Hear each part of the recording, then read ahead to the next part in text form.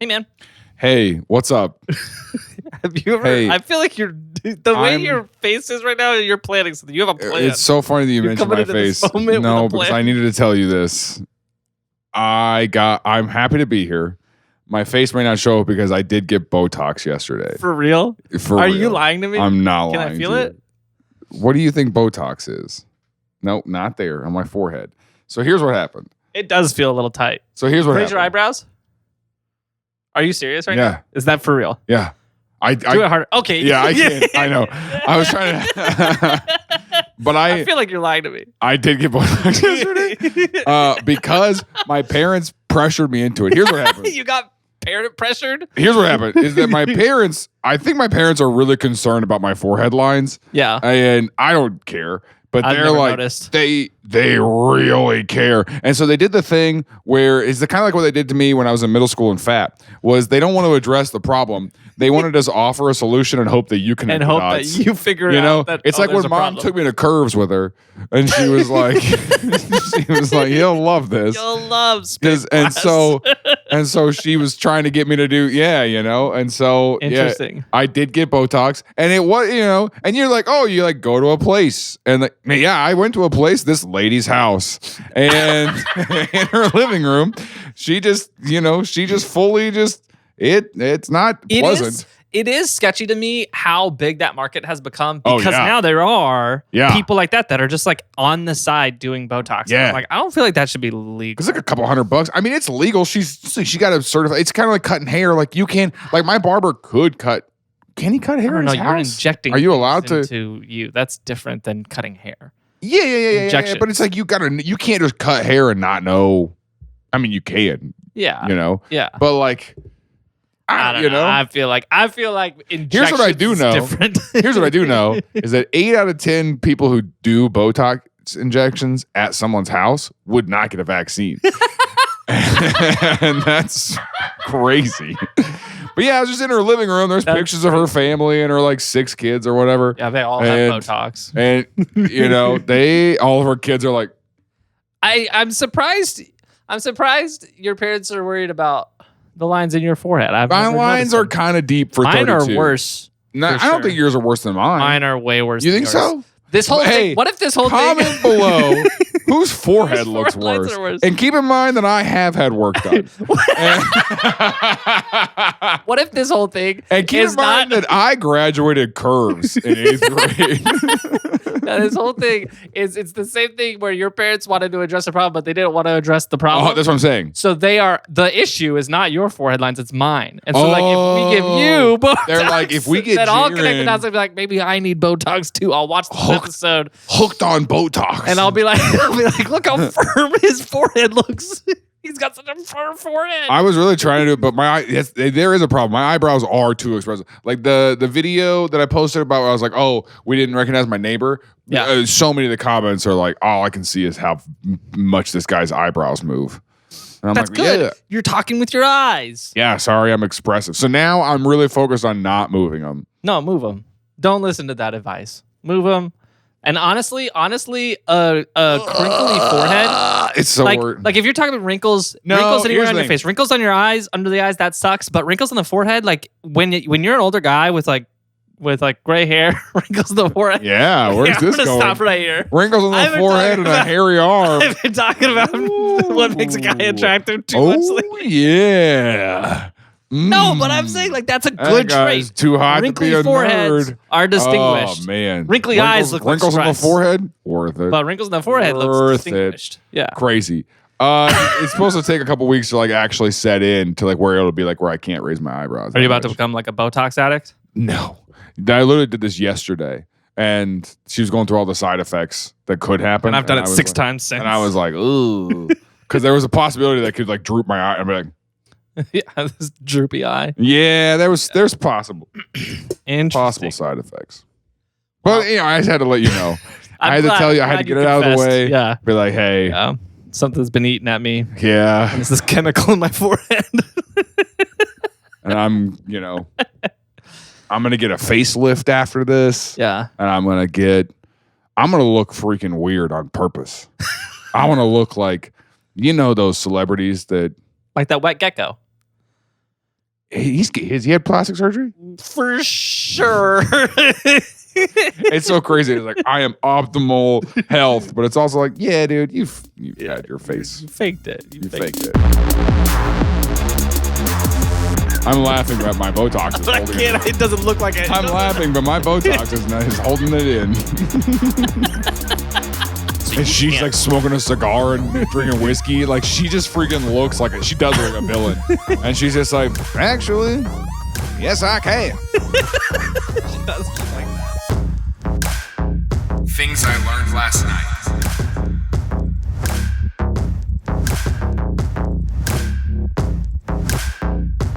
Anyways, have you ever heard of MacKenzie-Childs?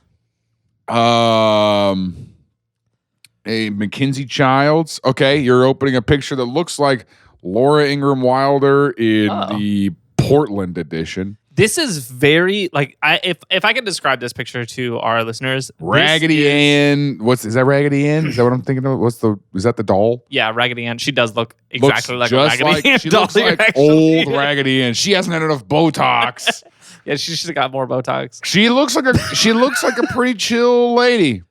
This specific photo looks like if in 2013 a graduation announcement photo is what this photo looks like in the Midwest. Yeah, and she's graduating in 2013. Yeah. She's graduating in 1913. So her name is her name is Victoria Childs. Okay. This is her, and she does look super chill. I'm not trying to make fun of her, but she is dressed like Raggedy Ann, and she's got like she's an older woman with gray hair, but it's like she's got a lot of colors up there. Yeah, and ribbons. She does look like a stereotypical barista. Yeah, she does. She does give off that vibe. And she's just older. And that's nice. Her name is Victoria Childs. She's hyphenated it to MacKenzie-Childs, Victoria MacKenzie-Childs, because this is her husband, Richard MacKenzie. Oh, I've heard. I recognize this couple. I know where we're going. They live on a boat. Yeah, now. Yeah. There's a lot of story between then and now. And they're super cool. That's why I was like, I don't want to make fun of her. Yeah, they are very cool. They're super chill. You got to see this. He's wearing a kilt. And they're in New York. Yeah. Why are you wearing a kilt? That's great. And he's got the craziest purse hanging from his kilt. I love it. I guess it's a coin purse, but it's crazy. I can't describe it. I've seen them. Yes. I can't wait for their story. Great. So Victoria and I always want to call him Richard Childs. Victoria and Richard. Okay. Victoria and Richard MacKenzie-Childs. We'll start with Victoria. Victoria's kind of the main actor in the story. She grew up in California. She was born in California shortly after her and her family moved to Indiana. Okay. And she got involved with 4-H. You know what 4-H is? Yeah. So can you describe it for people who don't know? Because isn't it like it's like a farmer co-op type thing for young kids? It's like what not FAA, FFA, Future Farmers of America. Yeah. 4-H club would be like it was an organization that you could join if you were like a farm kid. Yeah, I don't know much about it. It's got the clover. I know it. Yeah, it's got the clover. The 4-H's are head, heart, hands, and health. It's kind of Boy Scouts adjacent, but for like farmers. Okay. And so they teach you how to tie knots, but around cows' legs. Kinda. Yeah. Kinda. It's just like, how do you live a life in an agricultural society? And so you're doing outdoorsy stuff. Yeah. You're also doing in the home stuff, baking and cooking and things like that. Like it's all for the women different stuff. And and she became like a competition person. It's hands, heart. What is it? Let me pull it back up. It's hands, heart, health, homestead. Oh, that's what it is. Head is the other one. Head, heart, hands, health. Okay. Homestead is the fifth one. The 5 H's. It's the 4-H community, and for the 4-H community, we have to remember the 5 H's. Yes. And they actually recently updated it out of 6-H. It's head, heart, hands, health, homestead, and hell. Because you got to put some fear in those kids. I'm laughing, but my Botox is holding it in. It doesn't look like it. I'm laughing, but my Botox is holding it in. Oh yeah, my Botox won't let me laugh at that. My Botox. I'm not laughing because of Botox. Ha ha ha ha ha ha ha.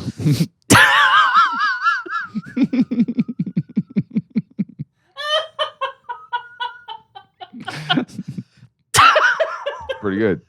Okay. That's the first time I see someone typing right now. It's not that funny. It's not that funny. So she in the 4-H community, she became like a competition person in the 4-H community. She won a blue ribbon for ceramics, and that's where she like learned this passion. I guess I didn't know everything that they do in 4-H. Okay. Yeah, they do all sorts of just different things. And so she got kind of obsessed with ceramics at that point. Went to Indiana University where she got a Bachelor of Fine Arts. And then Hoosiers? The Hoosiers? Yes. And then she went on to she took graduate courses at a couple schools, Harvard, Radcliffe, and then eventually she went to the New York State College of Ceramics at Alfred University. And Alfred, I guess, is like a very esteemed ceramics school. Yeah. Some of the most like world. You know what I love about anything? Yeah. Is that there is a prestige version of that somewhere. Yeah. There is someone whose whole identity is that I know everything about ceramics and everyone in the ceramics community wants my approval. And there's someone who like gets real power from that, you know? Yeah. There's somebody who is Devil Wears Prada-ing around. In ceramics world. In ceramics. Yeah, it is interesting. Like, and it's just like breaking people's stuff. And like, get that out of here. Oh, you made another ashtray? What's that cooking guy that had the show, the Hell's Kitchen show? What's his name? What? What's the guy who had the Hell's Kitchen show, the cooking show? I don't. You know what I'm talking about? No. You know exactly what I'm talking about. James Corden. No. No. James Corden. Don't look it up. Oh, no, it's not James Corden. Mason Ramsey.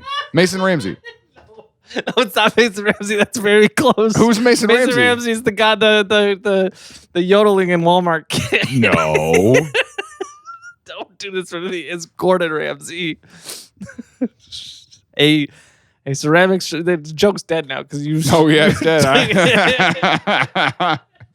Like ceramics show but it's Gordon Ramsay style host. Yeah, breaking everybody's ceramics. That's really funny. Thanks. I can see your laughter.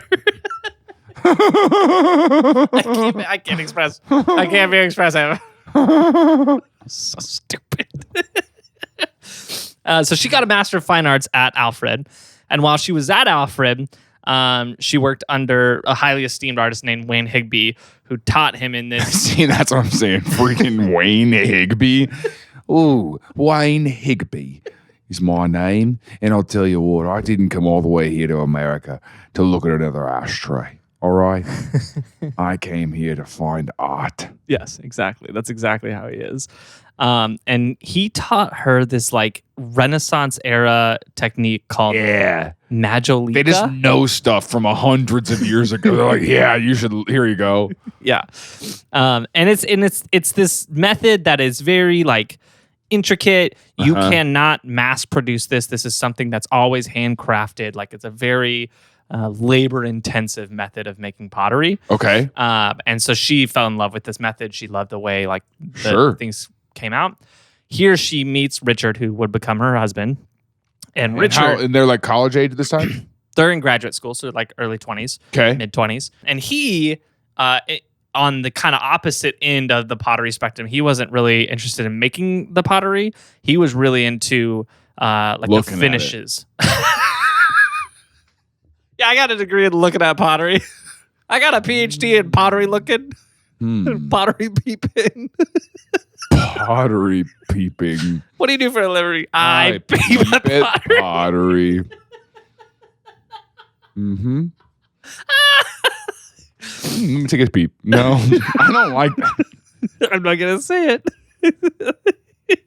But he was like the finish guy. So like he was really good at like sealing it and like painting it and like all that. Like he was really meticulous about the finishes on it. She was really meticulous about crafting the making of it. Making of the pottery itself. Yeah. And so they were a really good match because they kind of like complement each other's skills. And yeah. Yeah. And so they graduate, they get married, they move to Aurora, New York, which is a lake town in upstate New York. Okay. And while they're working there, they have a daughter, and they're just they're living there. They're working, making pottery, just kind of being like local artists, selling their stuff at like vintage fairs and like different, like 2 people in town, kind of stereotypical struggling artist lifestyle. Sure. And then their daughter. And this is what years? This would be early 80s, late 70s. Yeah. They were struggling with their 4-bedroom house that they couldn't afford. Making peeping pots. He was a door-to-door. Oh yeah, this is back in the 80s when I was peeping pots. Okay. Ding dong. Yeah. Hello, ma'am. My name is Richard MacKenzie-Childs. Is he reading that off a note card? Why'd you look down? My name is... Hey, my name is I'm just Richard wondering... MacKenzie-Childs. And I just was wondering if you're satisfied with your pots. I was also wondering if I could just take a peep. I was wondering if you got any pottery I could look at. Yeah. It'll be $70. I'll look at all your pottery. Yeah, I paid this guy $70 to come look at all my pottery the other day. Oh, yeah?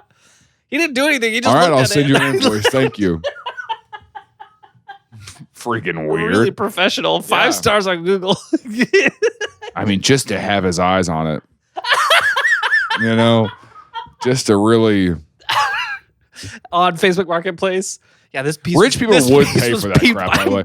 Rich people would pay for that, by the way. They would. They'd be like, oh, yeah, I paid an artist to come look at this in my house. Yeah, and you're like, you okay? I like the phrase, this piece was peeped by Richard MacKenzie-Childs. It's like certified. He's got a stamp. Ruins the art. This piece was right peeped. on Mona Lisa's forehead, dude. Freaking. Really big bold letters. This piece was peeped.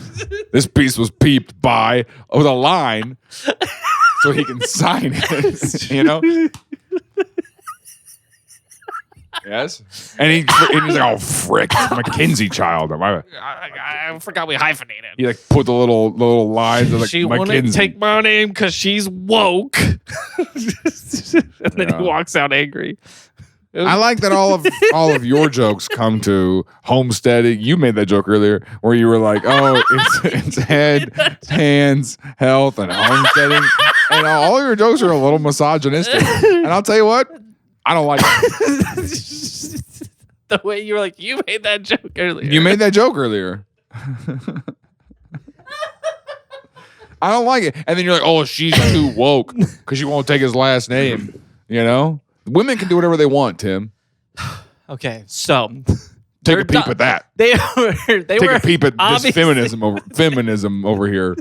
Feminism. They were obviously not making a lot of money from their line of work, and so their daughter was really interested in ballet and wanted to get into ballet, and they couldn't afford it. And so they said, "Well, what can we do?" Ballet is rather expensive, though. Yeah. Hey, you can do that at home. Yeah. What? Wait, what? You can do it at home. Do it at home. YouTube it. Yeah. Yeah. I'm self-taught on YouTube. Claude taught me how to ballet.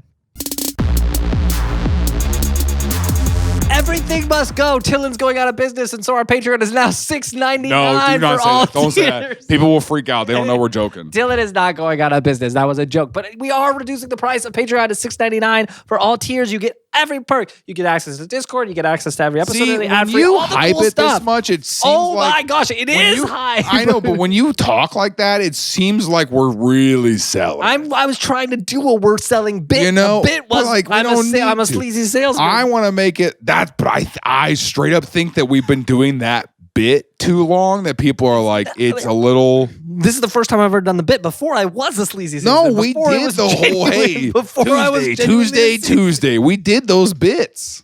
Just leave it all in. Do this whole thing. Join us on Patreon. So they were like, what can we do to fund this ballet dream for our daughter? And they decided to start a pottery business. And so they found... And they hadn't been doing that before. Well, they were kind of doing like on the side, like just selling stuff, being craft artists. fairs, kind of. Yeah, we got stuff. They were being artists. This is like, we're going to craft pottery and sell it. Like sell it as a business. Like okay. As a business. Yeah. Here you go. Sure. And so they rented a studio beneath a bar in Aurora, in downtown Aurora. And they started selling this pottery. And what they did is they kind We of have images of their pottery at the time. yeah. So What were they making? this is a little bit later of an image, but they would make pottery in this style. And this became really famous. This is Super fun. Yeah, this is known as the courtly check that they basically created. Which For audio listener, it's like a matching plate and like a wine glass and cutlery. That's a knife, right? Salt and pepper shakers, a matching tea kettle, and the whole set, candlesticks. The whole set matches in this checkered pattern. Yeah, it's like with black little and white butterflies checkered. on it. Yeah, it's very whimsical. You got like butterflies that are like not painted on. They're like actual physical, like on there, like porcelain butterflies or something. Yeah, and then real butterflies. And then if you look at the checkered though, it's not like perfect. Like it's like you can tell it's hand painted. It's not straight. It's not in line. Some of the squares are smaller than others. Like it's a very whimsical is the word that they use. I think it's a perfect description of it. This very is my wife's style. My wife's style is this. Yeah. If we saw this somewhere, this is one of those things where you either find this at Ross for $12 or $17,000. For real. Well, this very quickly blew up. Okay. They started getting to the point where they could not keep up production in Aurora. Yeah. And very quickly down in Manhattan, it became like a trendy thing. People were like going up to Aurora to get this courtly check stuff. Okay. And so it became like a high-end like status symbol item. And they could not keep up with demand. And so they began trying to scale their operation and getting larger facilities, until eventually they took out a loan to basically purchase a new home and manufacturing plant. Okay. And I've got pictures late in the process, but this was essentially a giant ranch outside of Aurora. And they moved into the house here. And this is post-renovation. So this house looks beautiful right now. Yeah. But it was completely dilapidated when they bought it. Oh, wow. And they like restored the whole thing. It does thing. look very beautiful. And then on the property was this massive barn that they put and they turned into the manufacturing. You could get this from making pots in the 80s. You know what I'm saying? I'm not gonna grind. And then they had their own little shop inside of it. So this is like a full thing. This is like a little. This is like a little town. Yeah, they've got their little studio shop. They became the precious moments of Aurora. Kind of. Okay. And they just exploded. They had shops on the most prestigious streets, Fifth Avenue, New York, Rodeo Drive, in Los Angeles. Yeah, sure. They were the place. And the best way I could describe their stores is overstimulating. Because this is just the way they laid them out. Here's another shot of one of their stores. Is the checkered pattern like their thing? Yeah, this is what they're most known for. Is this checkered pattern? Yeah, it's called the courtly check. Okay, is what they're most known for. But they do like there's other a lot weird of stuff. Yeah. These chairs they designed, is that part of it? Yeah, they do furniture, they do pottery, they jewelry. They got into everything as the business. Yeah. But scaling was because they kind of became like luxury. I don't want to say like IKEA, but like a luxury Pier 1 Imports. Yeah, like it's like a bunch of different home goods. That they would make. I don't know what the luxury home goods stores are. I don't know either. Pier 1 Imports is where I win. Is the highest? They're out of business. That's the highest I know of. They're out of business. They didn't make it. They didn't make it. Wayfair killed them. Yeah. In public. And so they were very big on the maximalist aesthetic. Like everything is very big. Again, my wife's style. My wife's style is very like everything. Yes. Yeah. They partnered with Neiman Marcus, with Harrods in London, like all these big name Harrods? Yeah, that one. The one you're thinking of. Yeah. And then at their height, they employed 250 people. They had dozens of artists inside that studio that were crafting these things at any time. Uh-huh. But the problem was, for them to reach the scale, the demand got so high.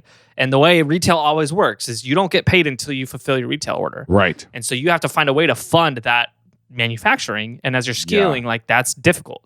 And because they worked in this specific process, the Magelica technique, Everything was handcrafted. They needed artists to craft everything. It was a slow process. And so they had to... You'd be back ordered for like months. Exactly. Yeah. So they had to hire these highly skilled artists to create all these things. Very expensive. And it got very expensive very fast. And so they had to take on debt.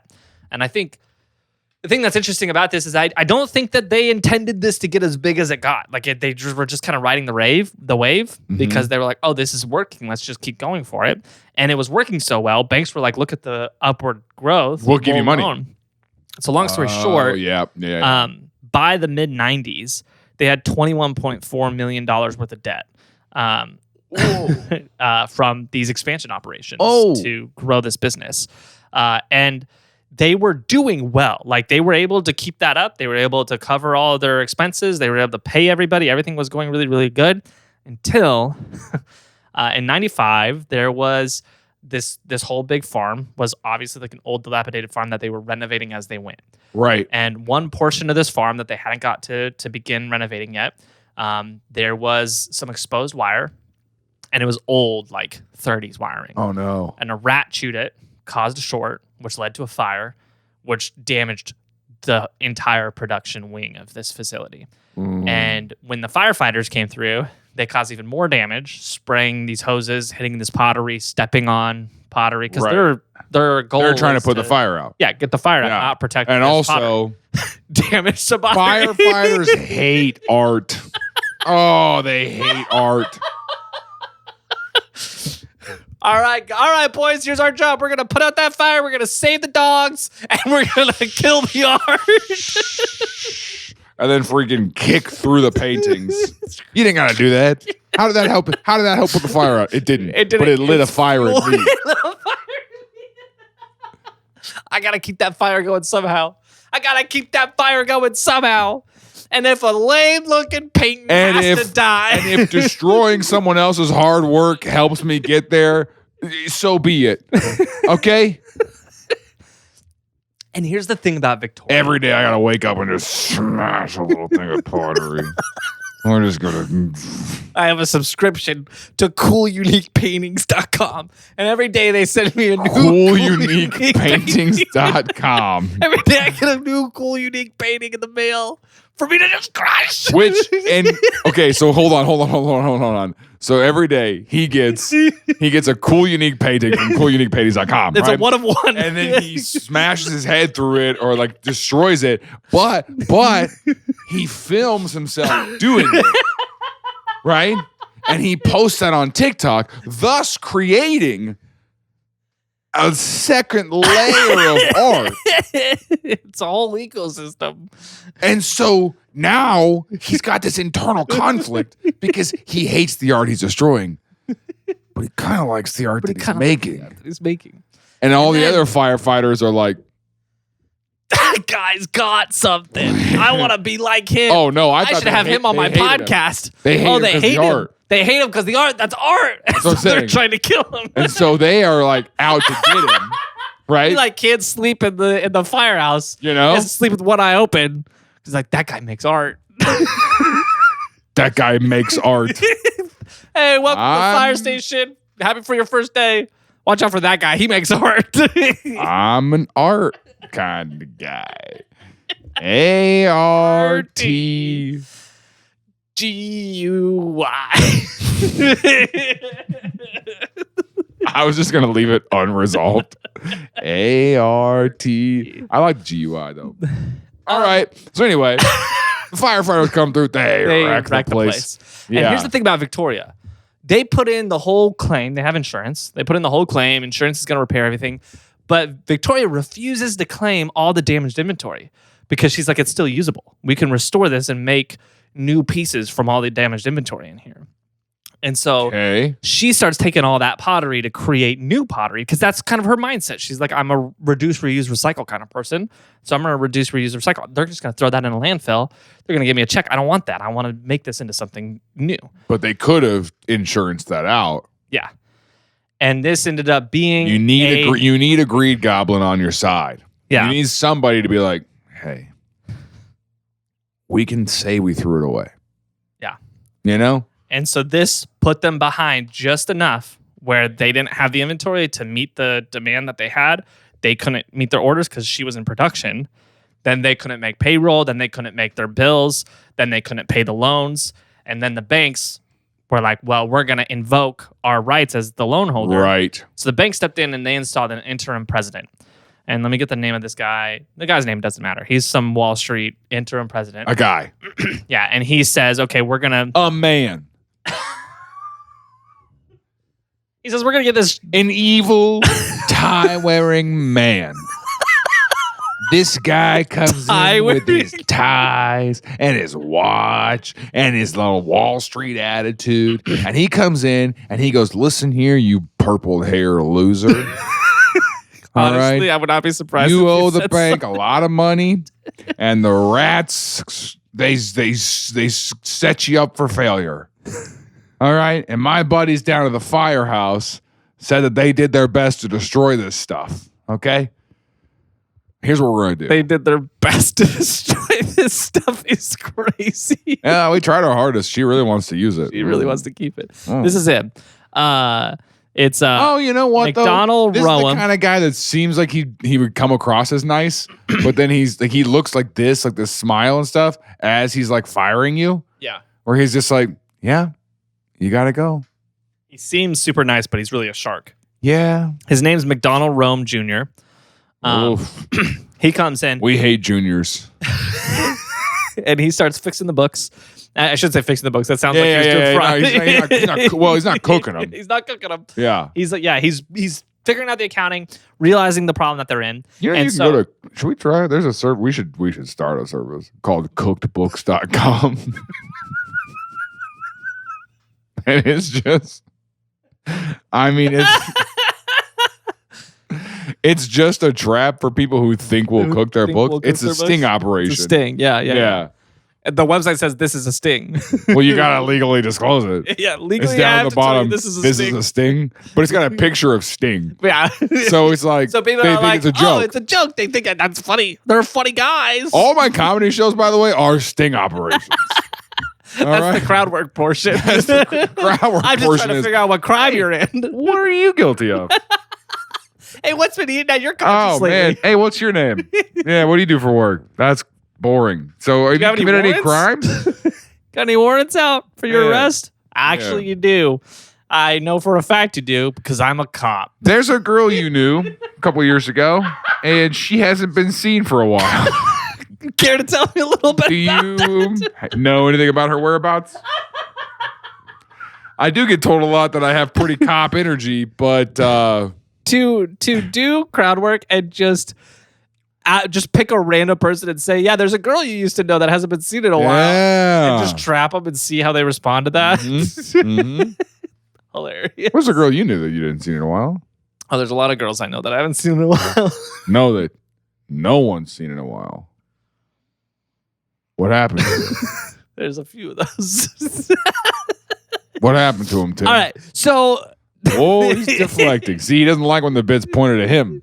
He wants me to make don't point the bit he at wants me. me to Point the bit sacrifice. at strangers, not me.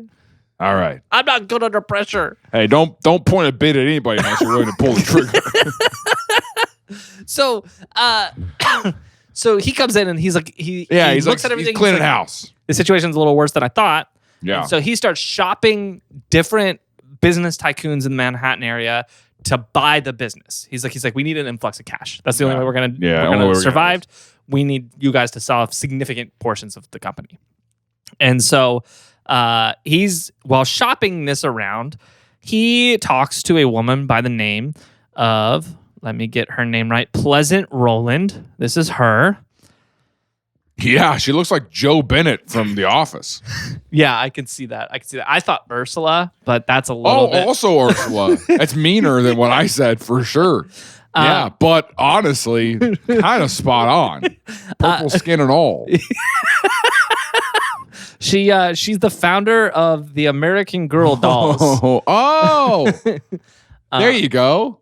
And so he talked to her. She about did the that business. haircut her whole life. Yeah, she committed to that. Wow. So she found out that the company was up for sale, learned a little bit about the situation that it was in, and she decided, I'm going to sidestep the whole purchase the business thing. She's like, I know McDonald brought me the opportunity. I'm going to sidestep him. I'm going to go straight to the bank, and I'm going to offer to buy the debt. And so she bought the debt for half the value of the debt. I think it was about $15 million she paid for the debt. She immediately called the loan. And so which is shucks, man. That's a Joe Bennett move. Yeah. So she immediately calls Yikes. a loan, and so they had no choice but to declare to bankruptcy because they can't pay the loan back. And so they declare bankruptcy. They have to liquidate all their assets. Who knew? Pull her back up. You pull up the young one. Oh. Shark. Crazy. I mean, you can see it in this one, though. Oh, yeah. This one, you're like, yeah. This one has evidence of shark. She did that. Yeah, she or did that she's for like, sure. she's like, yeah. Oh, yeah. You want me to buy it and be saddled with $30 million of debt? I'll just buy the whole thing for 15. Yeah. How about that? Yeah. And so she calls the loan, and they have to liquidate. They declare Chapter 11. They're liquidating the assets. She goes to sale. She buys everything for $5 million. So now she's bought the company for $20 million. Yeah. Yeah. Yeah. And so, well, that's just inventory, I guess, but well, it's not just the inventory because it's the rights to everything about the company. I guess that's, yeah. And so they actually end up, she owns all the inventory, all the assets that the manufacturing facility, which is also their home. Yeah. And that was a mistake. And she owns. Got to keep that separate. And that was a mistake. Yeah, 100%. The other thing, she owns the brand, which is MacKenzie-Childs, which is their name. And so they end up in this big legal battle because it's like, you can't take our name from us. And she's like, I actually can't because it's your trademark. You trademark MacKenzie-Childs. And so she's like smoking a cigar and drinking whiskey. Like she just freaking looks like she does look like a villain. And she's just like, actually, yes, I can. She does look like that. Yeah, you see, she talks like, you see, here's what you did wrong. Yeah. Is that you thought you were going to come at me? Baker. What, just because I sell dolls? You thought I was going to be a doll? No. No. I sell dolls. All right? So see, here's what's going to happen. I bought your name. I own you. She probably did say I own you. I'm sure. Which is sick.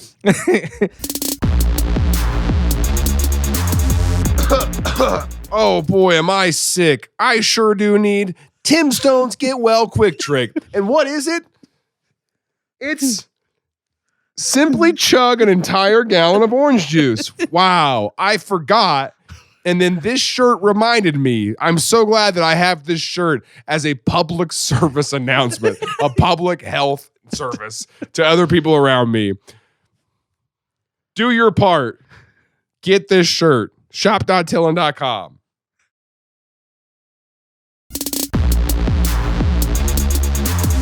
And so she pressures them. You're welcome for my time. She says, "Hey, I'll allow you guys if you sign an NDA and a non-compete agreement. I'll let you just walk. From here, we can just call it water under the bridge. You can go, but you can never make pottery again." And Victoria's like, "We're never going to do that." And she's like, "Well, what if we do the NDA and we do the non-compete?" And she's like, "And I pay you $10 million and you just walk in, this problem's gone. You never have to think about it again. You got $10 million. You can live the rest of your life off that." And Victoria says, "No, I want to make pottery." And she's like, "Okay, well, then I'm going to sue you for all you're worth for the rest of the assets because you actually co-signed the loan for the business. And so I'm going to go try to get the rest of the debt that I'm owed that you couldn't pay. You only paid $5 million for the debt." Okay. Even though I was the one who bought the debt. Right. And so she sued them personally. So then they personally had to declare bankruptcy. And so they quite literally, they went from having a $70 million business. Right.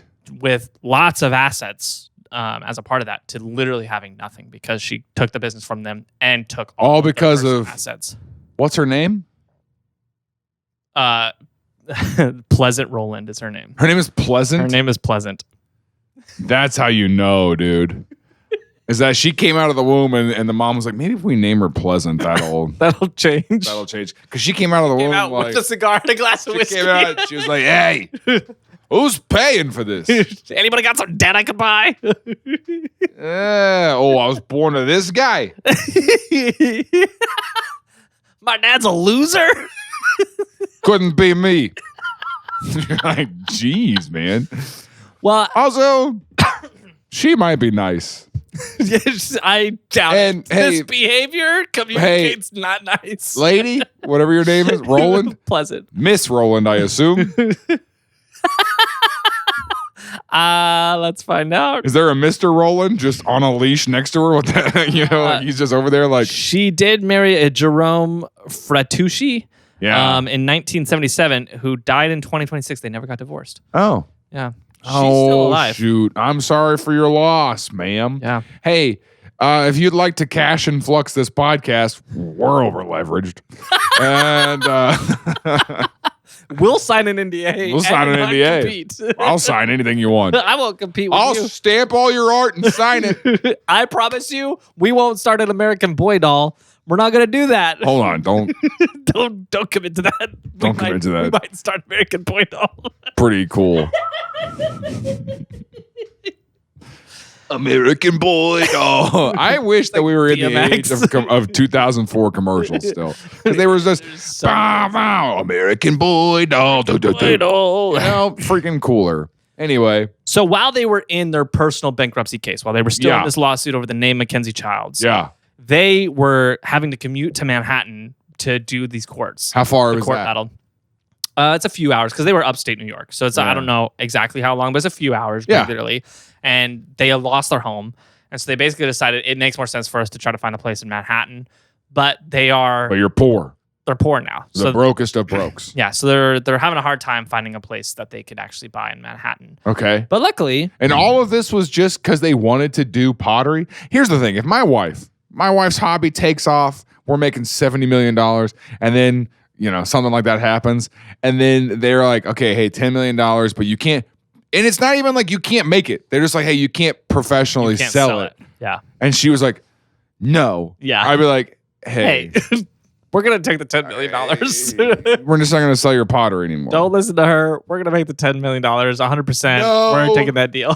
No deal. Deal. Deal, actually. Deal, Ms. Roland. 100% a deal. Sorry for... That is, I could not be more confident. she failed 4-H. So... She's an art major. Like, we can't listen Hey, to her. don't... I'm not trying to be... And my wife knows this. I would shut that down so fast. I'd be like, no, we're not. Yeah. They are principled to the point that it's detrimental to their life. Yeah. Yeah. So... And I'm not, to be clear. To be clear, I'm not. I'm not principled. This... Let my Botox tell you out I'll of take whatever context, money I'm you grabbing give my me. eyebrows. It does look like we're both about to do something really racist. But it was my eyebrow. But out of context, it looks like we're about to Perfect for the thumbnail. Yeah, it looks like we're about to be really problematic. No, but I mean, like, yeah, that's what I mean. Is like they offered you $10 million, but that also does communicate from Pleasant. Yeah. That you making pottery is a threat to me. Yeah. 100%. So I mean, I guess maybe that's like she's threatened by us. Yeah. Yeah. I don't know. Yeah. I don't know. I'd still take the $10 million. But they moved. They moved to Manhattan, and they're still in the court battle, so they haven't lost everything just yet. Sure. But they were like, okay, well, we'll move to one place we can, and they bought the last remaining Ellis Island ferry for $350,000. This is the Yankee. They bought it for how much? Yankee ferry, $350,000. This is 2020 or 2003. How did it? So I guess I don't understand bankruptcy, because my version of bankruptcy is I don't have $350,000 to buy a boat. Do you know what I mean? I don't understand bankruptcy a lot either. I don't think I get bankruptcy because, like, I do know bankruptcy. If that's the definition of bankrupt, I've got some problems.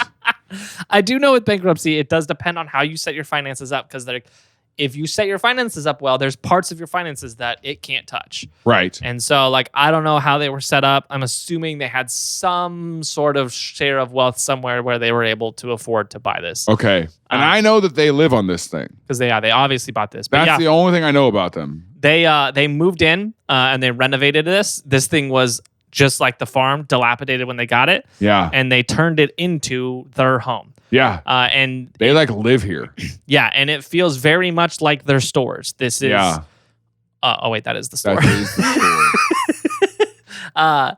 But it is overstimulated. It is sick. It is very maximalist. I love it. It's like their same style. They've got their That's so crazy. And this is just so that we're all clear, this is poor, right? This is poor. Yeah, you're right. This is what poor looks like. Yeah. And you can actually kind of see it in this picture. They built this elaborate system of pulleys. You can kind of see this rope running across the ceiling. Is that for the TV remote? No, they built it because some of their furniture wasn't heavy enough. So whenever the freighters would pass by it in the harbor, in the New York harbor, it would rock the boat so much that their tables would tilt and their pottery would fall off their tables. So they built this elaborate system of pulleys all throughout the house that whenever they tilt, it keeps their surfaces flat. So that way the pottery wouldn't fall off. And this is poor. Remember, this is what poor This looks is like. magical. I mean, my wife and I would live in this tomorrow. This is great. Yeah, and again, same thing she did when there was the fire, when Hurricane Sandy came through. Hurricane Sandy obviously did a lot of damage, and she leaned over the edge of the starboard bow and was just grabbing trash out of the river and making furniture out of it. So a bunch of her furniture is just damaged from the hurricane. We got that from river trash. the sea. That was river trash. That was river trash. That was river trash. That was River Trash was my high school band. What's up, we're River Trash? Well, I'm from Mount Vernon. It'd be more like Creek Trash. We're Creek Trash. We're Creek Trash. Hey, what's up? We're Creek Trash. All right. 1, 2, 3, 4. I will sing of your love forever. Worship band called Creek Trash.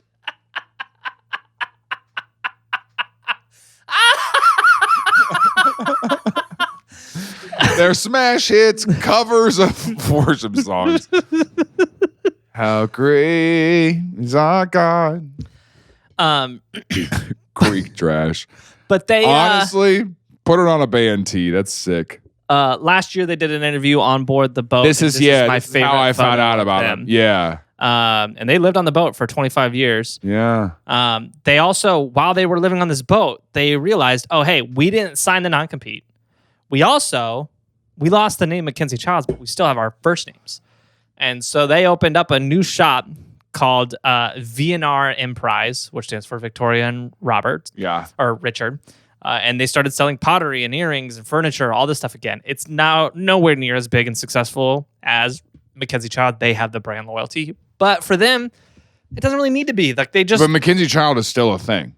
MacKenzie-Childs is still a thing. She's still running the company. Yeah. They've changed. They have corporatized it. They have it's assembly lined it. Mass produced. So yeah, it's not handcrafted. But it's still priced as if it were. Yeah. Like it's still upscale. Well, yeah, look at her. Freaking Pleasant. Yeah. You think she's going to be like, hey. Sure, it's made by smaller hands now. Pleasant, what do you mean by that? It's made by the dolls. It's made the dolls. The dolls make the pottery. The dolls make the pottery. Why do you think I invented the dolls?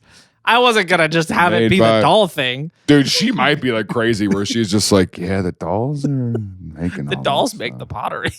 But she's got enough aides around her, people who are like, yeah, they do. Yeah, and then it's like do it's make just the pottery. Sweatshops, dude. And it's like, but in her mind, she's like, all my dolls are workers. That's not how she talks. She wheels to the factory. All my dolls are workers. Huh? She lives in New York. All my dolls are working. I made these dolls. They're working. In her brain, she's wheeling through the factory. I don't know if she's in a wheelchair or not, but she just added a wheelchair to her.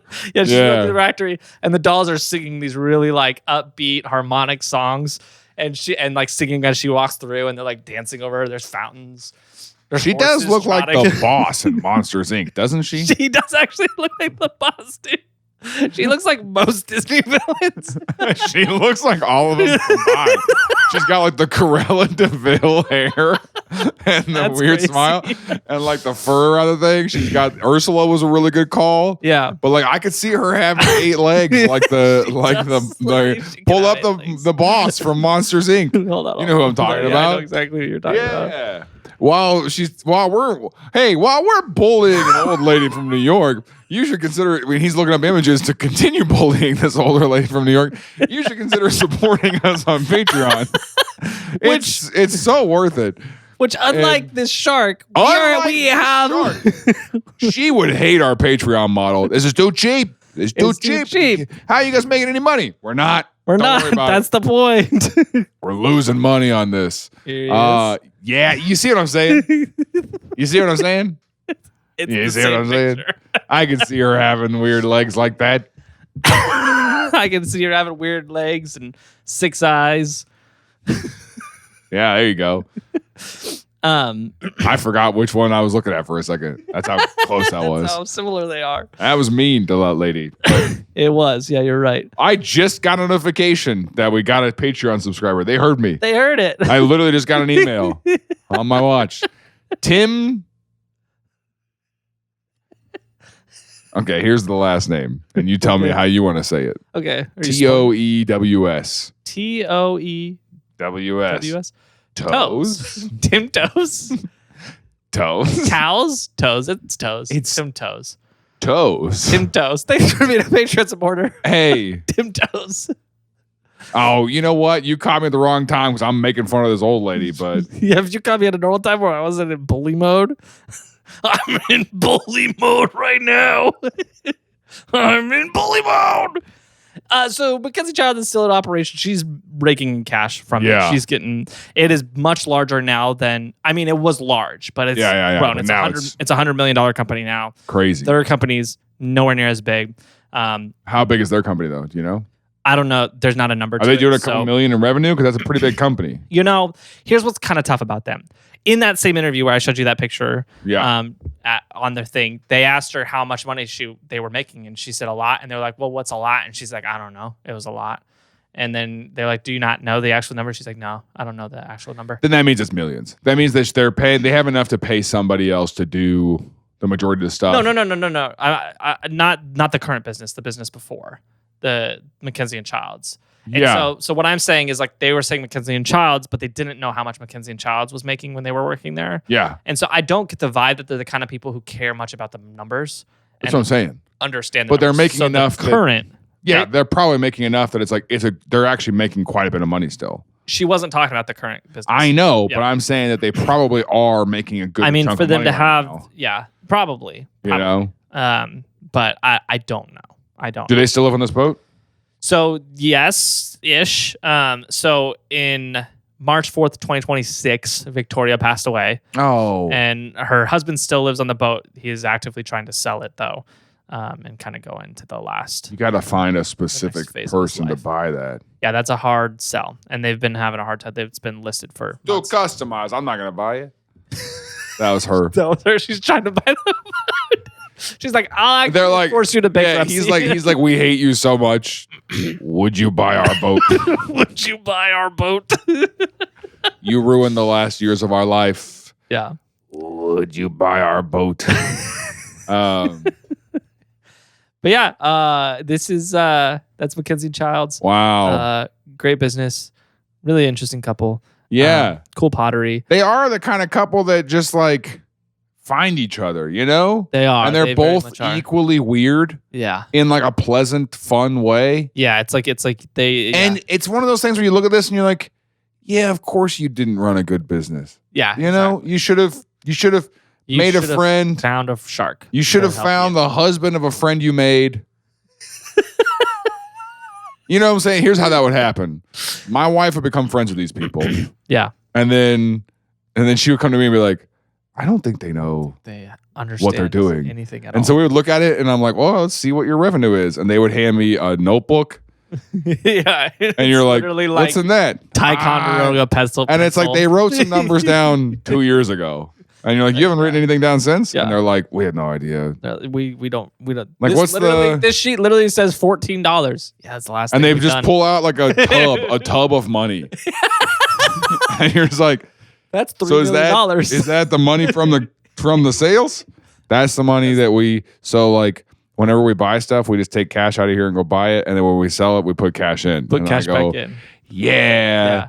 That's a safe, right? That's what they call $70 a safe. million in there.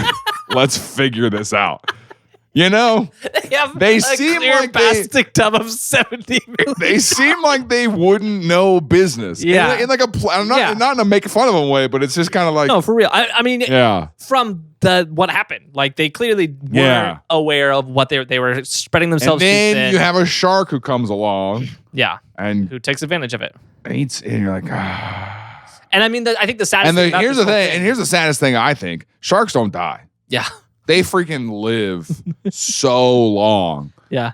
that you're like, just go already, and they're like, no, and you're like, oh, okay. No. And what were you gonna say?